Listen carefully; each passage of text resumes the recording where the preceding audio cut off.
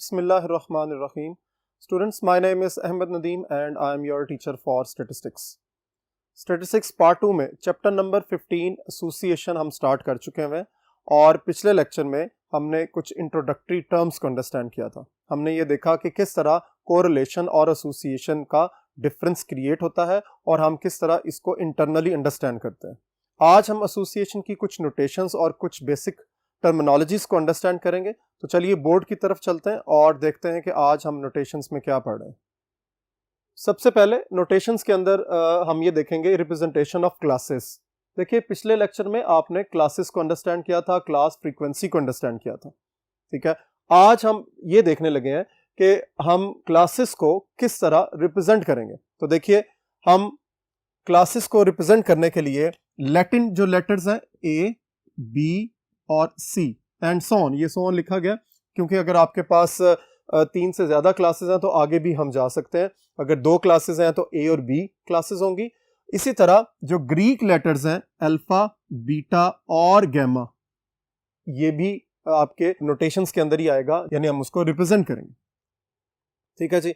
ये अब क्वेश्चन ये अराइज होता है कि अगर ए, बी, सी ये भी तीनों क्लासेस के लिए हैं, अल्फा, बीटा और गैमा एंड सो ऑन, आगे हमारे पास और भी है, ये भी क्लासेस के लिए है, तो फिर दोनों में फर्क क्या है? हम कब ए, बी, सी रखेंगे क्लास का नाम, या क्लास को कब ए से रिप्रेजेंट करेंगे और कब अल्फा से रिप्रेजेंट करेंगे? तो उसका आंसर जो है वो यहां लिखा हुआ है कि ए, बी, सी, यानी आप किस वक्त लैटिन वर्ड्स यूज करेंगे जब आपके पास कोई ऑब्जेक्ट किसी पर्टिकुलर एट्रीब्यूट को पोसेस करेगा। पोसेस का मतलब अटेन करेगा, अपने पास वो क्वालिटी रखेगा। यानी अगर किसी ऑब्जेक्ट के पास हम किसी क्वालिटी की बात करते हैं, कोई एक क्वालिटी हमारे पास है, एक्स क्वालिटी है कोई, जब हम किसी ऑब्जेक्ट को उस क्वालिटी के एतबार से देखेंगे तो हम अगर वो एग्जिस्ट कर रहा है तो उसका नाम ए से डिनोट करेंगे। अगर वो क्वालिटी उस ऑब्जेक्ट के अंदर एग्जिस्ट नहीं करती तो उसको हम अल्फा का नाम दे देंगे। इसको हम थोड़ा सा रियल लाइफ की एग्जांपल से भी अंडरस्टैंड करते हैं कि किस तरह रियल लाइफ में हम इसको देख सकते हैं। देखिए हम क्लास के एटमॉस्फेयर को अंडरस्टैंड करेंगे क्योंकि आपका क्लासेस के साथ लिंक बहुत ज्यादा होता है। आप जरा अपनी क्लासेस के एटमॉस्फेयर को ऑब्जर्व करेंगे यहाँ पे कि मेरे पास फॉर एग्जांपल रोल नंबर 10 है, 15 है, 16 है और 18 है फॉर एग्जांपल, ठीक है। अब मैंने एक एट्रीब्यूट बना लिया, एक एट्रीब्यूट हम सोचते हैं गुड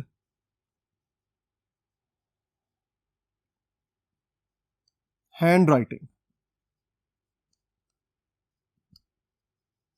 क्वालिटेटिव वेरिएबल है हैंड राइटिंग, ठीक है। अब गुड हैंड राइटिंग जो है वो हम उसको कंसिडर कर रहे हैं कि एक अच्छी लिखाई वाला स्टूडेंट। तो आप जरा गौर से देखिए कि फॉर एग्जांपल रोल नंबर 15 की हैंड राइटिंग बहुत अच्छी है, ठीक हो गया। तो देखिए मैं 15 को जो क्लास अलॉट करूंगा वो ए होगी। दिस इज द कॉन्सेप्ट कि ए कब अलॉट करना है, जब कोई ऑब्जेक्ट पोसेस द एट्रीब्यूट, ठीक है, यानी उसके पास वो क्वालिटी एग्जिस्ट कर जाए तो फिर आप क्या कहेंगे उसको, वो ए, बी, सी में से यानी लैटिन वर्ड्स में से कोई नंबर असाइन कर देंगे या उसका अल्फाबेट असाइन करेंगे, ठीक है। अब जरा आइए क्लास में वापस और देखें कि गुड हैंड राइटिंग के और बच्चे कितने हैं। फॉर एग्जांपल मेरे पास रोल नंबर 16 की भी हैंड राइटिंग अच्छी है, ठीक है। तो फिर इसको भी मैं कौन सी क्लास अलॉट करूंगा, से ए, ठीक है। लेकिन रोल नंबर 10 की हैंड राइटिंग बहुत ही गंदी है।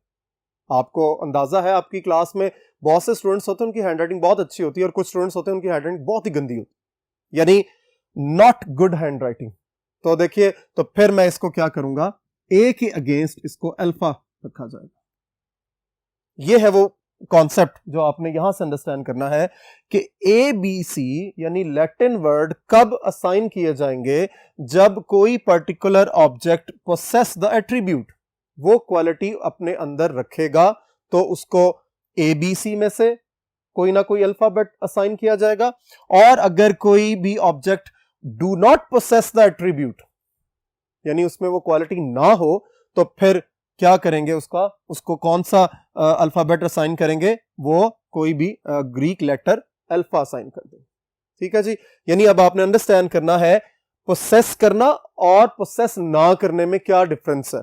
इसको थोड़ा सा और ऑब्जर्व कर लें। हम क्लास के अंदर ही देखते हैं। ठीक है, हम क्लास में से एक ऐसा रोल नंबर निकालना चाह रहे हैं जिसने A+ ग्रेड लिया। अगर मैं इन्हीं रोल नंबर्स की बात कर रहा हूं, तो हम क्या देखते हैं जी, रोल नंबर फॉर एग्जांपल 16 जो है उसने A+ ग्रेड लिया था, तो मैं A को, ये जो 16 रोल नंबर है, इसको A कैटेगरी अनाउंस कर दूंगा उसके लिए, या लिख दूंगा।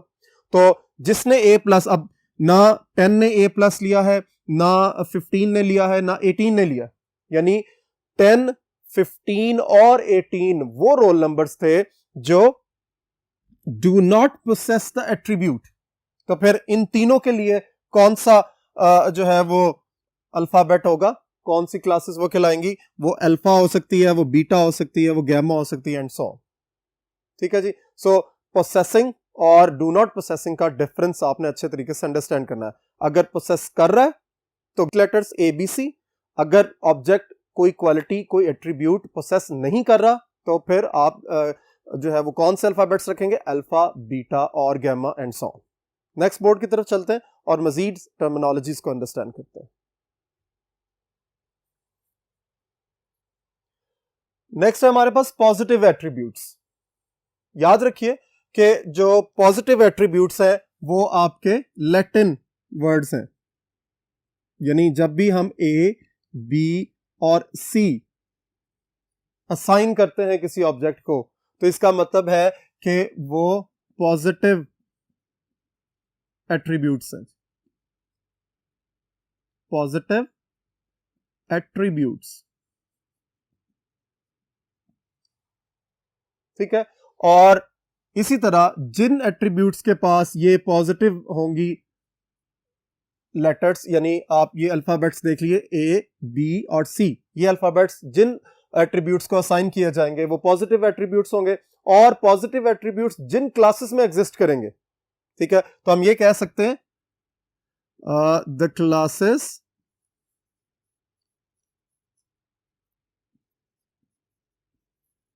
which have positive attributes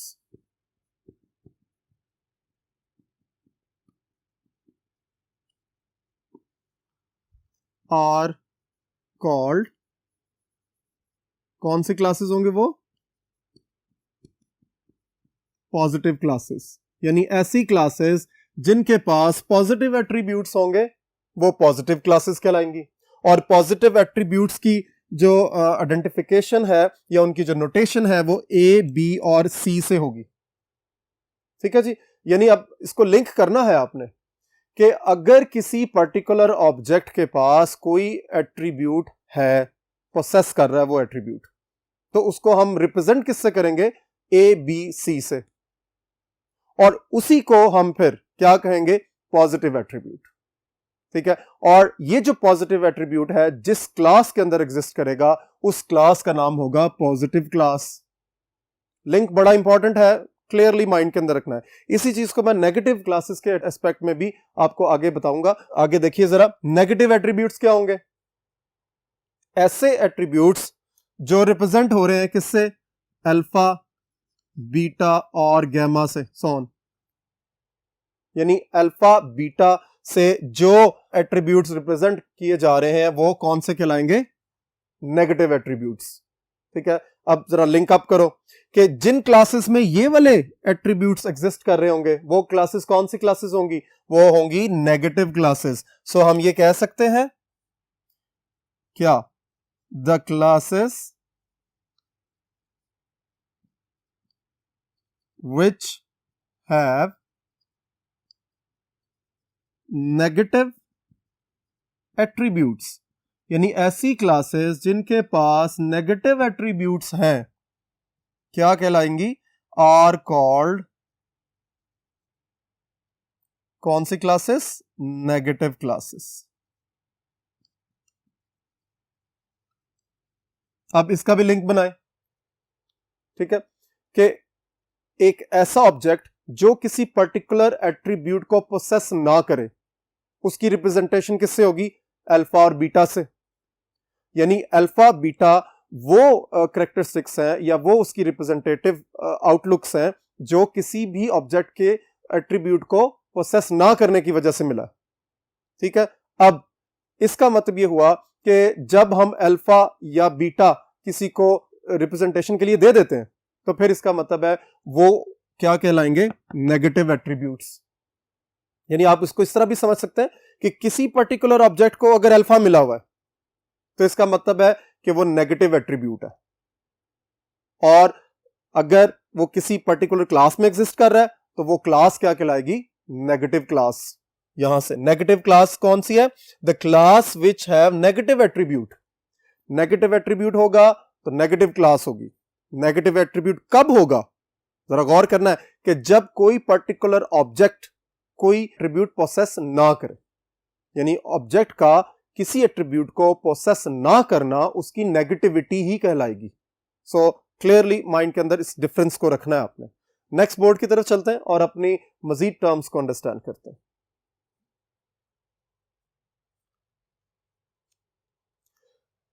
very important, A beta alpha B are, ये क्या चीजें हैं? जरा गौर करना है, जरा पिछले बोर्ड को माइंड के अंदर रखते हुए आपने इसको अंडरस्टैंड करना है। देखिए हमने अभी बात की कि अगर आपके पास ए और बी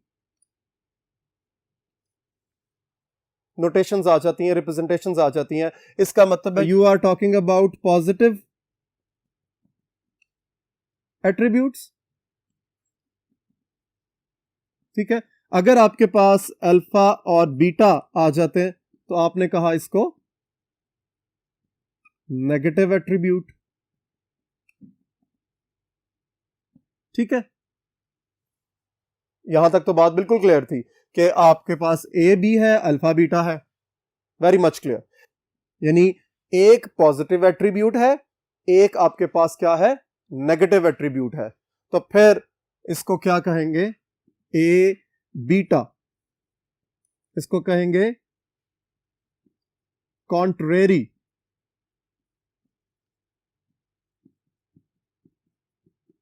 एट्रीब्यूट। कॉन्ट्रेरी का मतलब, यानी हमें इसके बारे में जरा सोचना पड़ेगा। कॉन्ट्रेरी मतलब आप जरा माइंड के अंदर लाएं कि एक ऐसी सिचुएशन या एक ऐसा टर्म, एक ऐसी रिप्रेजेंटेशन के जिसके अंदर पॉजिटिव भी है, पॉजिटिविटी भी है और नेगेटिविटी भी है, तो इसलिए कॉन्ट्रेरी का। और जहां पर ये एट्रीब्यूट एग्जिस्ट करेगा ए बीटा, तो उसको हम क्या कहेंगे? कॉन्ट्रेरी क्लास, ठीक है जी। यानी कॉन्ट्रेरी क्लास एक ऐसी क्लास होगी जिसमें एक एस्पेक्ट पॉजिटिव एट्रीब्यूट का होगा और दूसरा एस्पेक्ट जो है वो नेगेटिव एट्रीब्यूट का होगा, ठीक है। इसी तरह और भी हो सकते हैं, यानी अल्फा और बी,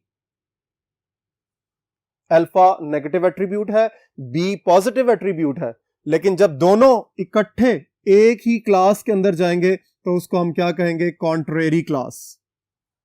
सो पॉजिटिव क्लास कब होगी? जब आपके पास ए, उसकी नोटेशन नजर आ रही होगी, जब बी होगी। लेकिन नेगेटिव क्लास कब होगी? जब अल्फा और बीटा उसकी नोटेशंस के ऊपर लिखा हुआ नजर आ रहा होगा, ठीक है।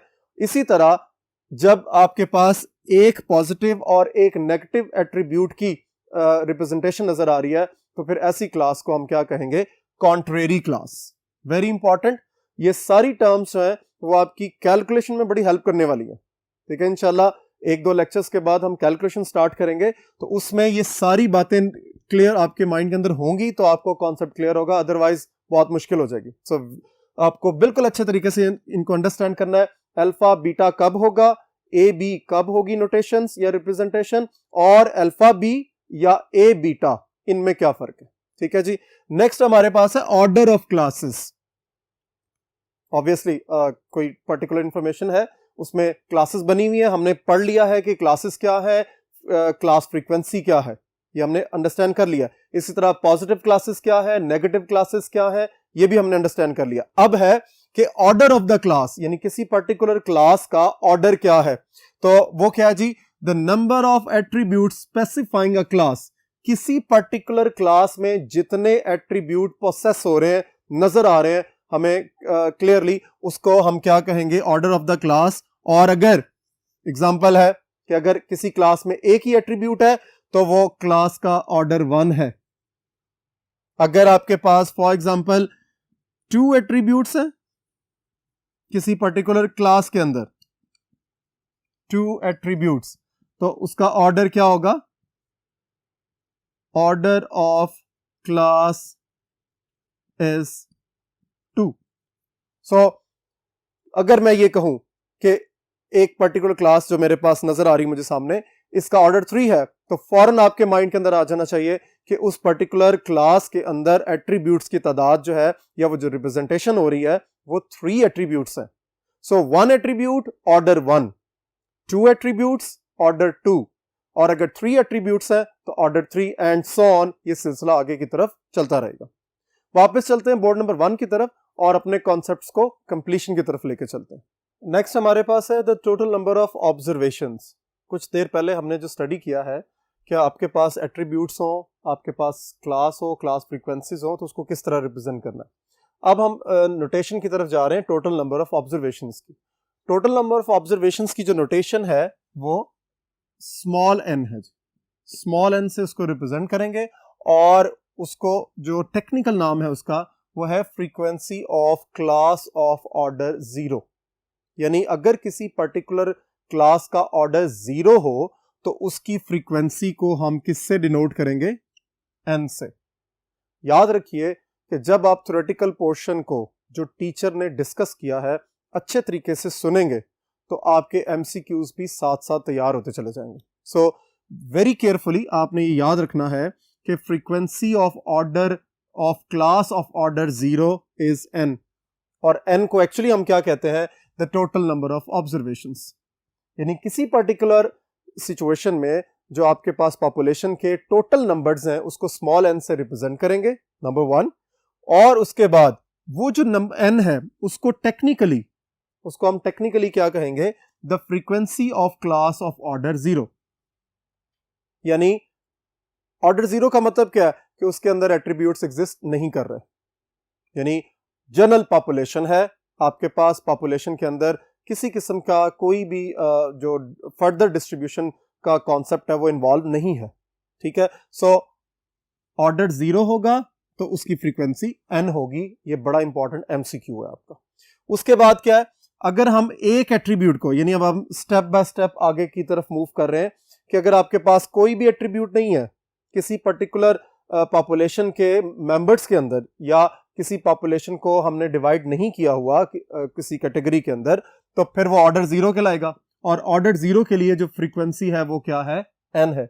अब हम आगे चल रहे हैं कि अगर 1 एट्रीब्यूट हो जिसको हमने से लेट किया है a है, यानी किसी पर्टिकुलर पॉपुलेशन के अंदर, किसी पर्टिकुलर स्टडी के अंदर अगर एक एट्रीब्यूट इन्वॉल्व है तो पहली वाली सिचुएशन तो वही रहेगी कि अगर एट्रीब्यूट ना हो तो ऑर्डर 0 की सूरत में उसका जो फ्रीक्वेंसी है वो n होगी। लेकिन जब फ्रीक्वेंसीज इन्वॉल्व हो जाएं ऑर्डर 1 के अंदर तो फिर ऑर्डर 1 की फ्रीक्वेंसी को a ब्रैकेट, ये स्मॉल ब्रैकेट है, और अल्फा स्मॉल ब्रैकेट से रिप्रेजेंट करेंगे। जरा गौर करना है आपने, ये 2 क्यों हो गई हैं। याद रखिए इससे पहले हमने नेगेटिव और पॉजिटिव एट्रीब्यूट को डिफाइन किया था। वो क्या था कि अगर कोई पर्टिकुलर ऑब्जेक्ट, कोई आपकी प्रॉपर्टी या आपकी क्वालिटी पोसेस कर ले, उसमें एग्जिस्ट कर जाए, तो उसको A कहते हैं, और अगर पोसेस ना करे, उसमें वो क्वालिटी एग्जिस्ट ना करे, तो फिर हम उसको अल्फा कहते हैं, जिसको हमने नेगेटिव एट्रीब्यूट भी कहा था, ठीक है। सो अब ये इसकी आउटलुक है। यहां से जरा गौर से देखिए कि मैं जब इंडिविजुअली A को देखता हूं तो उसकी फ्रीक्वेंसी को रिप्रेजेंट करने का तरीका आपको बता रहा हूं कि किस तरह अगर एट्रीब्यूट A है तो उसकी फ्रीक्वेंसी को हमने किस तरह रिप्रेजेंट करना है। इसी तरह B भी हो सकता है। अगर B मेरे पास कोई एट्रीब्यूट है और उसकी फ्रीक्वेंसी को मैंने रिप्रेजेंट करना है तो मैं उसको किससे रिप्रेजेंट करूंगा, B और साथ में ब्रैकेट लगा दूंगा, ठीक है। इसी तरह अगर अल्फा एक आपका एट्रीब्यूट है तो फिर उसकी फ्रीक्वेंसी को रिप्रेजेंट करने के लिए अल्फा के गेट भी ब्रैकेट लगा देंगे। ठीक है जी। अब जरा गौर कीजिए, अब मैंने अगर ए की फ्रीक्वेंसी और अल्फा की फ्रीक्वेंसी को ऐड कर लूं, रियल लाइफ में जब तक आप विजुअलाइज नहीं करेंगे ना सिचुएशन को, आपको ये अंडरस्टैंडिंग बिल्टअप नहीं होगी बच्चे। आपने याद रखना है कि ए ब्रैकेट के अंदर अगर है तो इसका मतलब है कि वो किसी पर्टिकुलर एट्रीब्यूट को रिप्रेजेंट करने की फ्रीक्वेंसी है। यानी फर्ज कर लें कि एक क्लास के अंदर 10 स्टूडेंट्स हैं, ठीक है। ग्रेड ए के अंदर जो एक ग्रेड ए रख रहे हैं, जो ग्रेड ए प्रोसेस कर रहे हैं, वो 3 स्टूडेंट्स हैं। जो 3 होगी वो हम इस ब्रैकेट के साथ रिप्रेजेंट करेंगे, और जो बाकी 7 होंगे वो क्या होंगे, जो उस ग्रेड ए को प्रोसेस नहीं कर रहे, रिप्रेजेंट नहीं कर रहे, तो उसकी फ्रीक्वेंसी अल्फा ब्रैकेट के साथ लिखी जाएगी। तो जरा गौर करें, 7 + 3 बनेगा क्या, 10। तो यानी आप फिर एक्चुअल पॉपुलेशन की तरफ मूव कर जाएंगे, और एक्चुअल पॉपुलेशन क्या थी कि वो 10 नंबर क्या था जिसमें हमने अभी कैटेगरीज नहीं देखी हुई थी। तो देखें, जब नहीं देखेंगे तो उसके अंदर कोई एट्रीब्यूट नहीं है, तो वो n, और n क्या चीज थी, frequency of class of order 0, यानी जिसमें कोई एट्रीब्यूट नहीं है। सो जब तक स्टेप्स माइंड के अंदर नहीं बनाएंगे आपके कॉन्सेप्ट्स क्लियर नहीं होंगे। n का मतलब कंप्लीट पॉपुलेशन जिसके अंदर कोई भी एट्रीब्यूट नहीं है, ऑर्डर 0। तो जब 0 हो गया तो फिर इसका मतलब उसकी फ्रीक्वेंसी n है। अच्छा, अब आगे चलिए, माइंड के अंदर रखना है कि जब उस 10 को, यानी वो जो क्लास ऑफ 10 स्टूडेंट्स थी, मैंने उसको 2 कैटेगरीज में डिवाइड कर दिया, ए और अल्फा। ए का मतलब कि एट्रीब्यूट एग्जिस्ट कर रहा है, और अल्फा का मतलब कि उसमें एट्रीब्यूट एग्जिस्ट नहीं कर रहा। तो देखिए 3 और 7 10, तो 3 is the frequency of existing of that particular attribute, और alpha bracket is the frequency of that particular attribute which does not exist on that particular situation। यानी जब एट्रीब्यूट एग्जिस्ट नहीं कर रहा तो फिर क्या कर रहे हैं, तो फिर अल्फा ब्रैकेट, और जब किसी पर्टिकुलर फ्रीक्वेंसी को रिप्रेजेंट करना है with the existence of attribute तो फिर आप ए के साथ ब्रैकेट लगा देंगे। नेक्स्ट बोर्ड की तरफ चलते हैं, और इसके बाद जो स्टडी है वो हमारी 2 एट्रीब्यूट्स की तरफ मूव करेगी, और देखते हैं कि 2 एट्रीब्यूट्स अगर इन्वॉल्व हो जाएं तो हमारी आउटलुक या सिचुएशन और फ्रीक्वेंसीज किस तरह बिल्टअप होगी। तो चलिए नेक्स्ट बोर्ड की तरफ।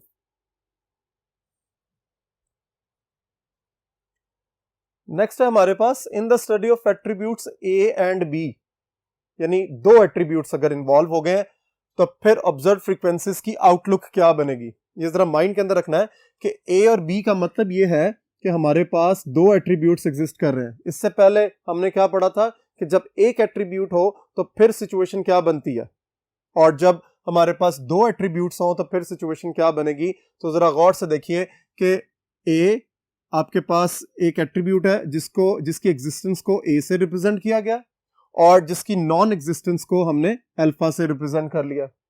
बी एक दूसरा एट्रीब्यूट है जिसकी एग्जिस्टेंस को बी से रिप्रेजेंट किया गया है, और जिसकी नॉन एग्जिस्टेंस को हमने बीटा से रिप्रेजेंट किया है।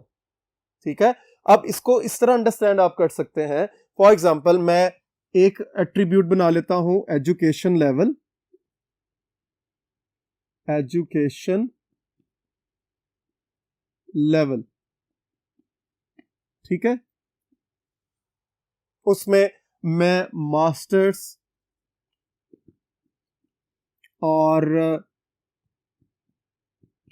नॉट मास्टर्स कर देता हूं। इसी तरह